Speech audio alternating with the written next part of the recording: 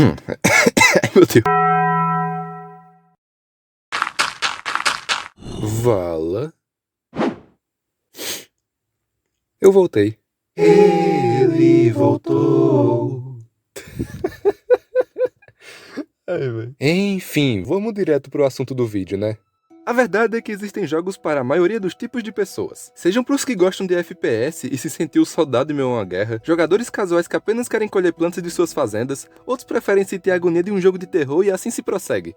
Porém, existe um gênero de jogos que não é muito conhecido entre as pessoas, jogos dos quais o principal objetivo é ter uma experiência única a cada minuto, e a eles damos o nome de jogos imersivos. Existem vários jogos que se encaixam nessa categoria, Fushimi Inari, Sky Filhos da Luz, Undertale e Stardew Valley, por exemplo, mas algo que posso afirmar é que todos eles não se comparam com um título em específico, um que me fez reacender novamente a chama de procurar por jogos imersivos, um jogo que mesmo com diversas turbulências em seu desenvolvimento, chegou a ser indicado ao Game of the Year. E bom, essa obra-prima da indústria dos jogos se chama Journey, e aqui irei apresentá-los como em menos de 2 horas de gameplay, pode-se ter uma das maiores experiências de sua vida. E parece ficar um pouco mais interessante, eu consegui um aparato que me faz teletransportar por alguns mundos. Eu sei, parece que eu tô falando de uma droga alucinógena, mas não, não é não. Não, tá YouTube. E pra colocar essa bunfunfa para funcionar, basta apenas colocar um pendrive com o jogo e apertar este botão. Então, estão preparados para essa grande aventura? Porque eu, meu amigo, eu já nasci preparado.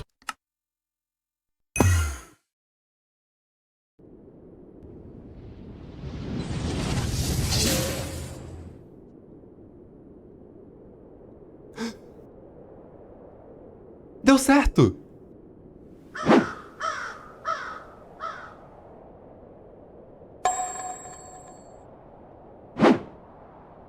Eita! Meu Deus do céu!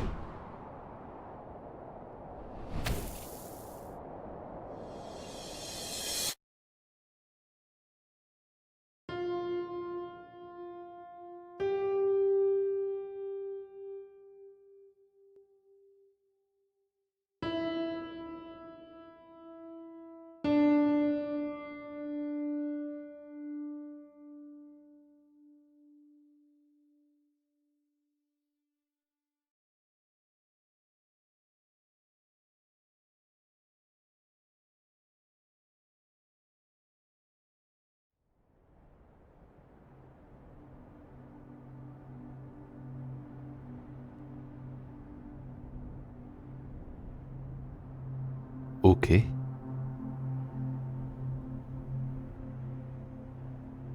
Rapaz, essa queda foi feia, viu?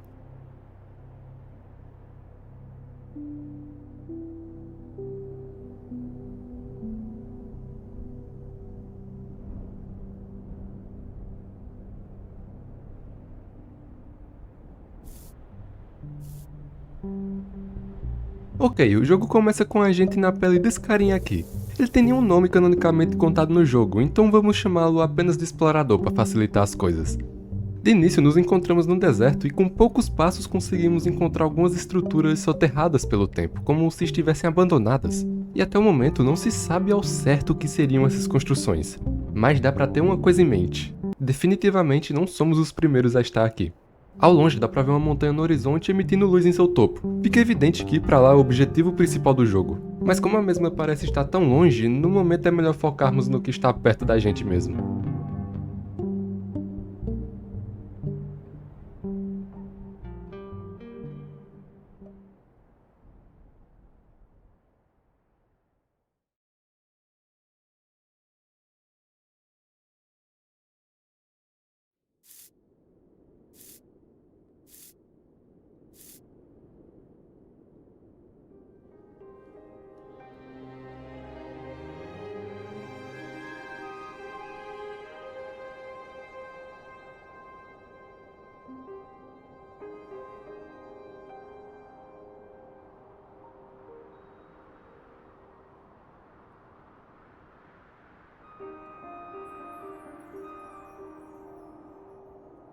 Seguindo mais adiante enquanto caminhamos pelo deserto, nos deparamos com o primeiro resquício de algo vivo em meus escombros. Pelo que parece, esses seres são uma espécie de fitas barra cachecóis que possuem algum tipo de poder místico, que permitem eles de voarem livremente por aí. E ao se aproximarem do jogador, nós ganhamos um cachecol em volta do nosso pescoço. E é nesse momento que é nos apresentada a mecânica de Journey, e que na real é algo bem simples e intuitivo. Graças à magia presente no cachecol, o personagem consegue voar por um curto período de tempo até que a magia presente nele acabe. Para recarregá-la, basta apenas executar uma ação que nos permita chamar essas fitas, e elas fazem o seu trabalho de regenerar o cachecol basicamente. Também é importante ressaltar que é possível interagir com tudo que estiver perto de você usando ondas sonoras, e que por sinal é muito bom de ficar escutando por algum motivo. Até então não tínhamos plena consciência do que tais criaturas poderiam ser, mas nota-se que elas são inofensivas e que provavelmente serão de grande importância para a gente.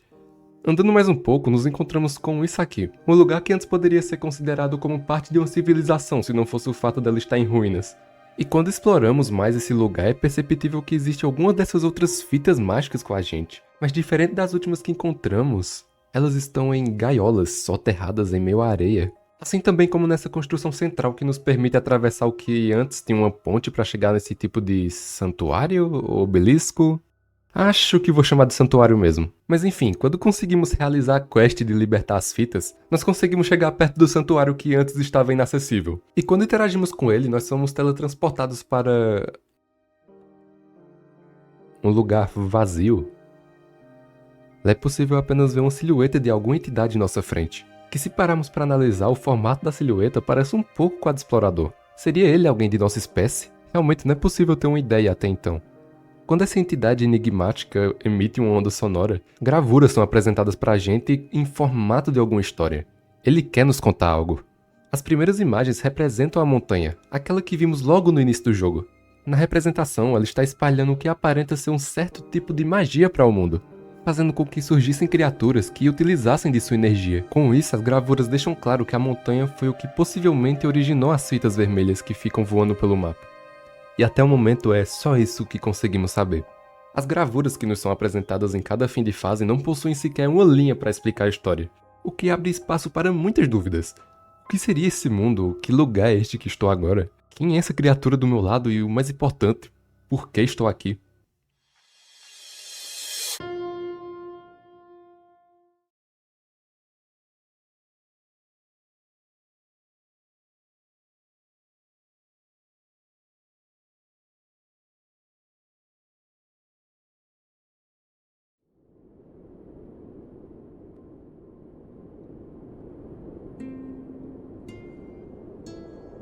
Este ato levar o nome de jornada não é pra tanto, pois é nessa parte que nossa aventura realmente começa em tentar descobrir o que aconteceu nesse lugar dilacerado. E é aqui que é nos apresentado o primeiro desafio, sendo este de restaurar uma ponte aparentemente quebrada.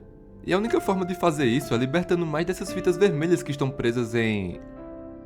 Espera, isso não é uma gaiola não.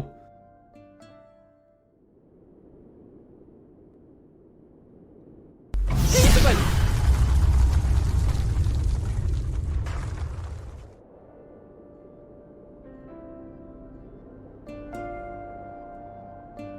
Então, pelo visto aquelas criaturas apresentadas na última viagem espiritual não possuíam energia. Elas usavam a energia das próprias fitas como maneira para se permanecerem ativas. Curioso, não?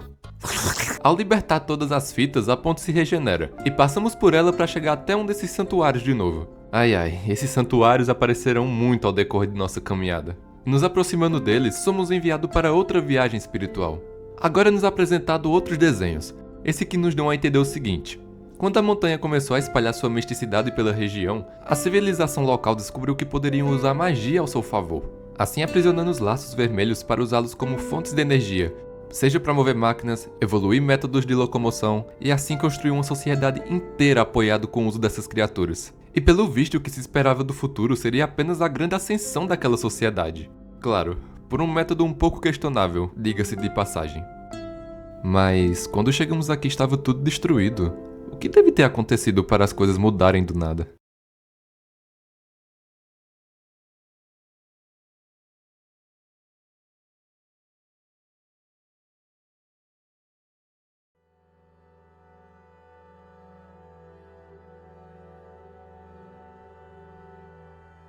Ao caminharmos mais um pouco sobre as areias do deserto, nos deparamos com o que posso facilmente considerar uma das partes mais melancólicas de todo esse percurso. O trabalho que a Tet Game Company teve ao construir a ambientação desse mundo é fascinante. Tanto que quando o explorador anda por aquele local, você meio que sente uma certa estranheza ao relembrar que aquilo já foi povoado e que tudo o que restou foi o barulho do vento que assobia entre as paredes.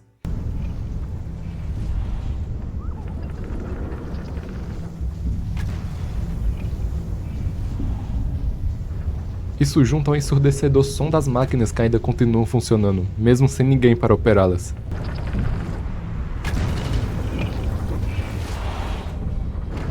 E sim, dentro das máquinas existe uma quantidade absurda de fitas vermelhas que mantém os maquinários funcionando desde a extinção da antiga civilização. E se analisarmos bem, isso pode ser considerado uma verdadeira tortura. Há quanto tempo elas estão aqui? Elas não sentem nenhum tipo de cansaço ou desgaste? Ao subir em uma das máquinas, nos encontramos com mais um santuário, e somos teletransportados novamente para mais uma viagem espiritual. Essa visão que temos serve para enfatizar ao jogador o quanto a antiga sociedade progrediu. Vimos que o uso da magia das fitas foi algo ótimo para a evolução deles, chegando ao ponto de usarem toda a capacidade e força que poderiam usufruir da misticidade que saiu da montanha. Um verdadeiro ápice da evolução. Na época havia muitos questionamentos em relação a quantas coisas poderiam ser feitas com a magia tão nova e qual seria o poder que as fitas poderiam oferecer à sociedade. Esse acontecimento pode ser comparado à evolução industrial, basicamente, de tantas novas criações que estavam tendo. Quando passamos dessa fase e libertamos mais fitas ao decorrer do percurso, percebemos o quanto elas parecem agradecidas de estarmos salvando elas. E isso fica evidente quando passamos por uma parte do jogo que é muito aclamada pela comunidade por ser uma das partes, se não a mais bonita de toda a aventura.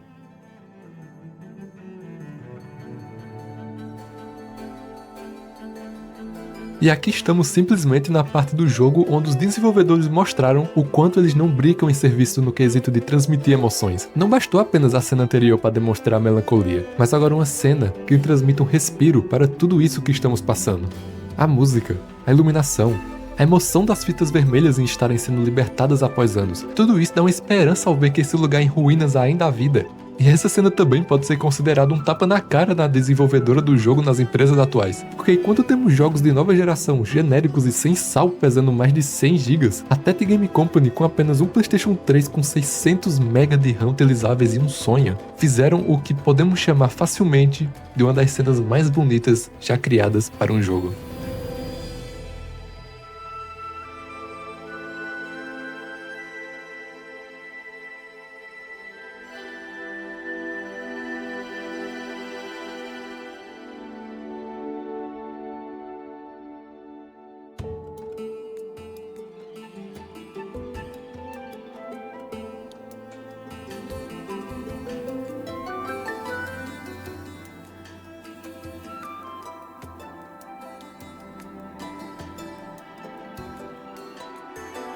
Acho que nem é preciso mais palavras para descrever a magnificência dessa cena, né?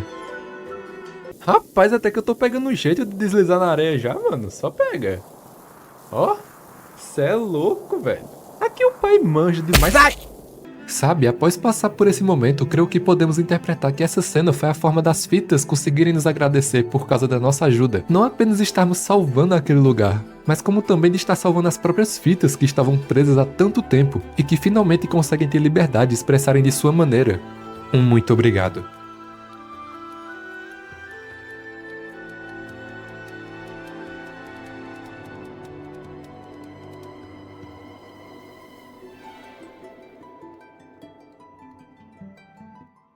Depois de presenciarmos essa masterpiece visual, caímos em um precipício que nos leva ao que seria as partes inferiores da civilização.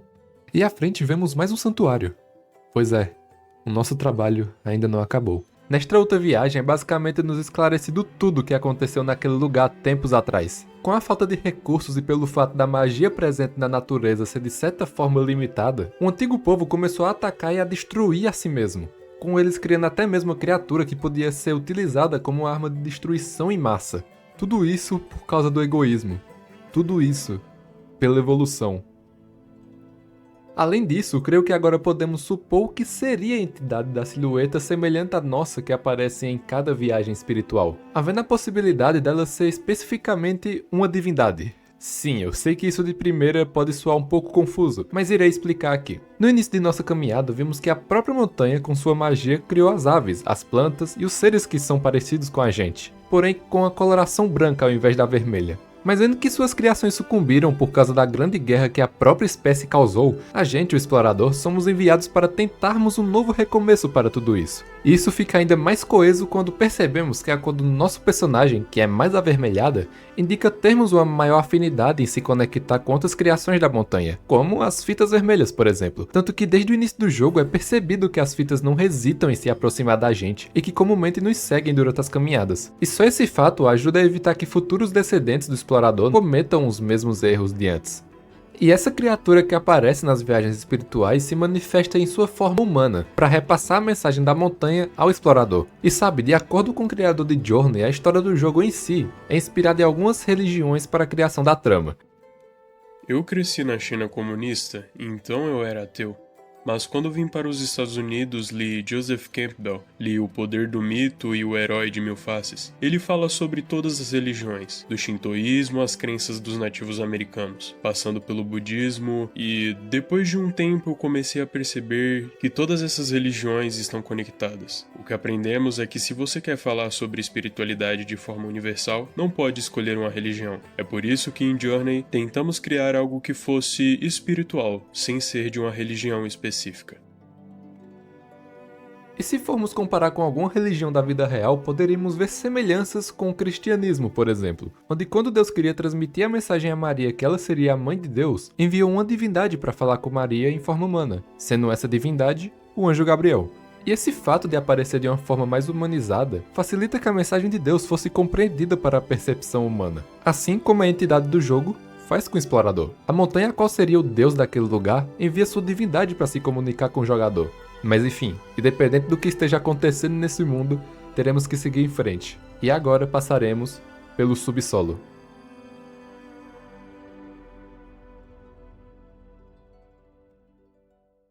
Nessa parte da jornada exploramos o subsolo. É muito bom que em cada parte do jogo, Journey tenta de certa forma variar a estética do ambiente. No início da aventura nos foi apresentado um cenário com apenas alguns destroços, nos dando a sensação de descoberta.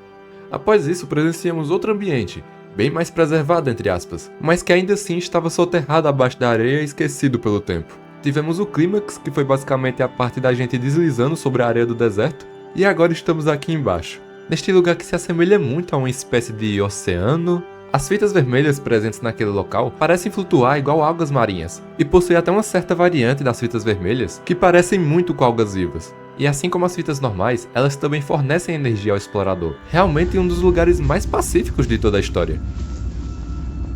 Peraí, que desgraça é essa? A essa altura já era para eles estarem imóveis, o que será que aconteceu? Ainda há fitas presas nelas?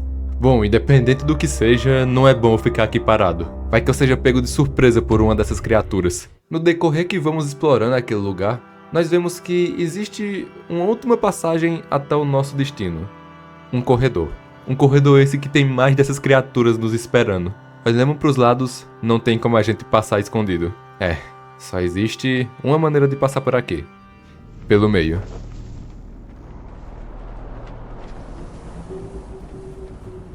Bom, vendo que não tem mais outro caminho, nos jogamos pelo meio do corredor. E em um momento de grande tensão, com as duas criaturas quase nos alcançando, conseguimos chegar no próximo santuário.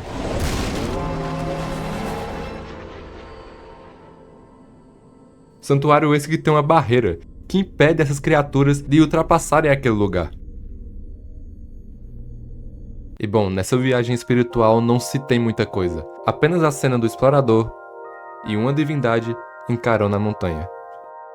E bom, na próxima área do jogo, recebemos a missão de ativar o que seriam gravuras espalhadas pela parede. O que podemos perceber ao decorrer que ativamos elas é que cada imagem que aparece pra gente representa o que o explorador passou até chegar onde estamos. Como no ponto de partida, a reconstrução da ponte do início do jogo, ou aquela bela parte onde deslizamos pela areia abaixo, e outras várias partes de nossa jornada. Algo que podemos perceber quando passamos por esse local é que, de acordo com quem vamos liberando essas imagens, somos aos poucos sendo levados para cima por alguma força. E quando chegamos para o topo da torre, mais um santuário. Eu acho que já não tem mais surpresa de tantas vezes que nós vimos um santuário nesse jogo. Quando entramos no mundo espiritual novamente, percebemos que ao nosso redor estão todas as imagens em uma forma panorâmica. Imagens essas que representam todo o nosso trajeto no jogo. Todos os desafios, os momentos bonitos e assustadores. Estavam todos lá. Porém, notamos uma coisa diferente. Uma imagem que não tínhamos visto até o dado momento. Nela aparece a gente, o explorador, o qual está enfrentando uma forte ventania. Pelo visto, esse será nosso último percurso para chegar no topo da montanha.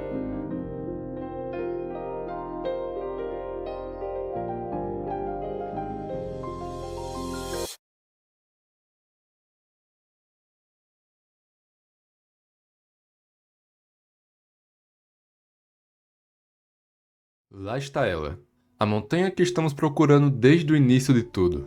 Algo que parece estar tão perto, mas ao mesmo tempo tão distante. Caminhamos em meio à neve e ao analisar o ambiente percebemos que ele se encontra inabitável para qualquer outro ser vivo. Devido à baixíssima temperatura da região, as fitas vermelhas congelam quase instantaneamente ao entrar em contato com o frio. Ainda é possível descongelá-las por um curto espaço de tempo, mas é algo inútil levando em consideração a situação que nos encontramos. Bom, boa parte das fitas vermelhas não resistiram, mas alguém ainda ficou de pé.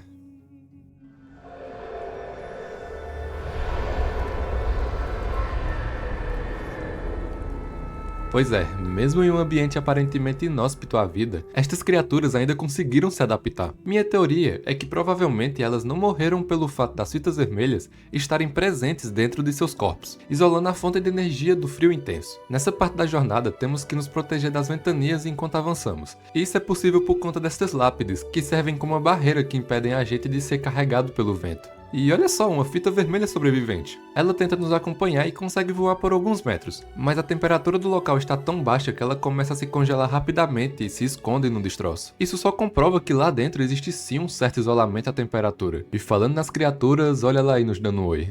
Um oi bem intimidador, se me permite dizer. Subindo um pouco mais da montanha, encontramos um pequeno lugar com uma lanterna de pedra no meio. Quando interagimos com ela, conseguimos restaurá-la, entre aspas, assim possibilitando a gente recarregar as energias do cachecol e descansar um pouco. A presença dessa espécie de abrigo mostra pra gente que não somos os primeiros a pisar aqui, já que ele se encontra no meio de uma trilha. Então pode ser que este lugar em específico sirva como um ponto de descanso para viajantes que caminhavam por ali. O porquê dessas pessoas quererem estar ali, realmente não tenho uma ideia concreta. Ok, agora descansados podemos prosseguir com a nossa viagem.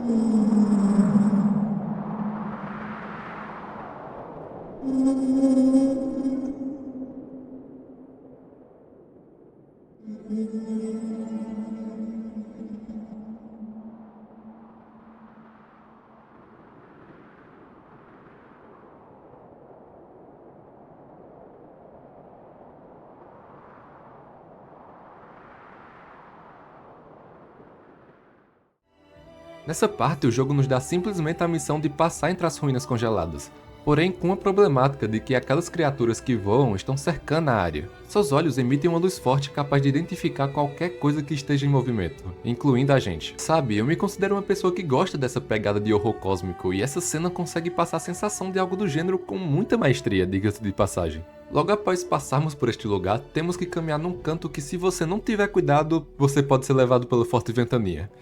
Assim como eu fui, mas por uma sorte muito grande, embaixo ainda tinha uma escadaria que deixava o jogador ir pro final sem problemas. E bom, depois que passamos por tudo isso, finalmente chegamos de fato no pé da montanha. O vento presente no local é tão forte que foi capaz de destruir o cachecol do explorador, ou seja, não temos mais como utilizar de nenhuma outra forma de magia. O barulho dos trovões e da tempestade de neve é a única coisa que podemos escutar. O explorador começa a congelar à medida que avançamos. Nem ele é capaz de suportar tamanha agressividade advinda da nevasca. E por um momento, tudo fica em silêncio. O som dos trovões foram substituídos pelos passos do explorador. O vermelho presente em suas vestes agora está coberto pelo gelo. A cada passo, ele perde suas forças. Até que ele se ajoelha. e cai no chão.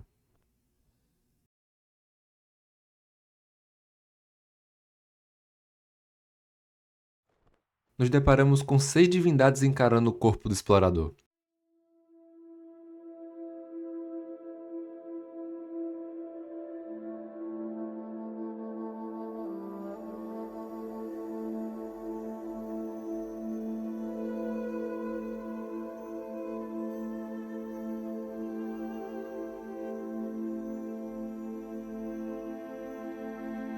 De repente, nosso corpo começa a se elevar.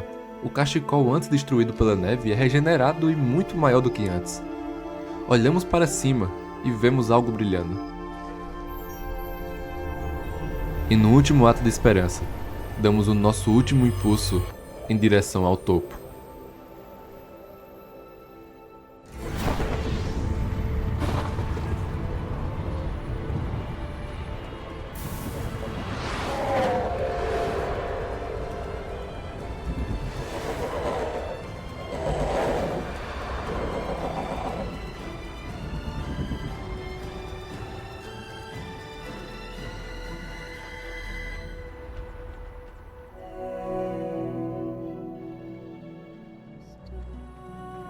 Tudo o que nos resta agora é acompanhar as fitas vermelhas enquanto voamos ao nosso destino. Muito se fala na comunidade de Journey sobre quem seriam as divindades que se apresentam quando o explorador cai na neve, e também em que mensagem o jogo quer passar ao jogador. Mas na verdade, Journey não é um simples jogo que tem como objetivo contar uma história, mas sim ser uma analogia à própria vida, e como cada pessoa lida com ela. À primeira vista pode parecer confuso, mas se analisarmos bem toda a nossa jornada, o jogador retrata perfeitamente a própria jornada do ser humano. Normalmente, quando queremos alcançar algum objetivo em específico em nossa vida, lidamos primeiramente com um grande deserto desconhecido. Tudo o que se passa em nossa cabeça são dúvidas e questionamentos do que iremos fazer adiante. Logo em seguida, quando tomamos um certo rumo, tudo parece estar nos trilhos e pensamos que nada pode nos impedir de realizar tal objetivo. De fato, tudo parece mágico.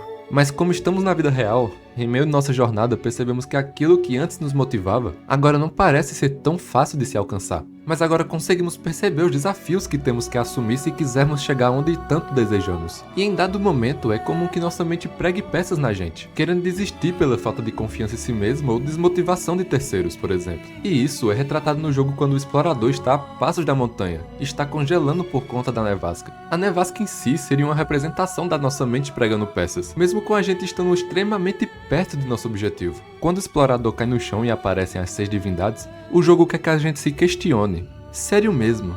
Que mesmo você estando a poucos passos do topo, ainda assim iria desistir?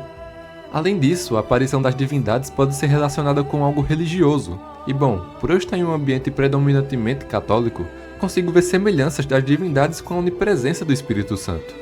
Já que em nossa jornada, as entidades aparecem pra gente de forma onipresente em cada fim de fase. E quando o explorador está prestes a desistir, as divindades conseguem reacender a magia do jogador. Seria como se o fogo divino reacendesse dentro da gente.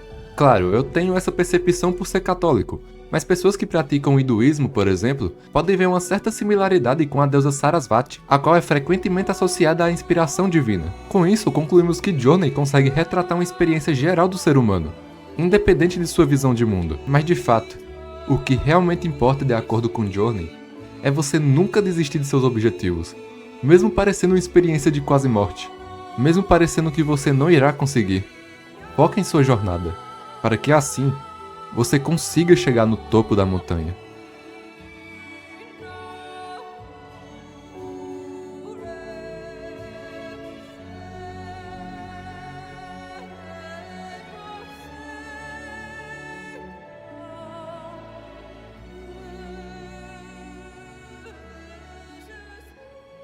Genova e eu estávamos almoçando e ele me mostrou alguns de seus primeiros esboços para o Journey. Eu apenas imediatamente sabia que era algo que eu tinha que trabalhar. E eu tive uma experiência de mudança de vida em Butão. Lá fomos transportados sobre um pico muito alto na região. Isso realmente me fez ter uma epifania sobre como a minha vida estava e no que estava gastando meu tempo, como ele estava me contando sobre o conceito de Journey e como deveria representar. Isso me atingiu bem no coração e eu sabia disso, que eu tinha que ir trabalhar nisso. Journey é um jogo muito especial pra mim. Não apenas porque passamos 3 anos trabalhando nesse jogo, mas também porque é um jogo sobre transformação pessoal. Quando eu jogo Journey, mesmo que tenhamos conseguido, eu ainda choro pelo jogo, porque no final, quando você passa por tantos problemas para completar essa jornada, tantas coisas estão acontecendo e isso me lembra o desenvolvimento do jogo. Em todo o começo e tudo parece muito esperançoso. E imaginamos que o céu é o limite. E conforme você avança, você perde sua direção. E eventualmente você encontra a sua direção. E você está realmente lutando para finalizar isso. E aperfeiçoar o quanto puder. E todas essas coisas parecem uma experiência de quase morte. E quando você passa por tudo isso, há uma transformação. E finalizar Journey e ver as pessoas ao redor do mundo jogando ele e compartilhando suas histórias conosco me fez estar conectado a algo lindo e divino. E pra mim isso é realmente incrível.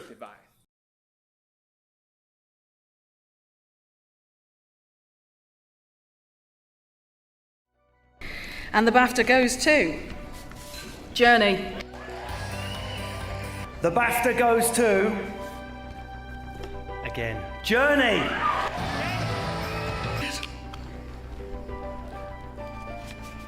Journey. And the BAFTA goes to the table that seriously should be wearing pedometers. Journey. And the BAFTA goes to... Journey.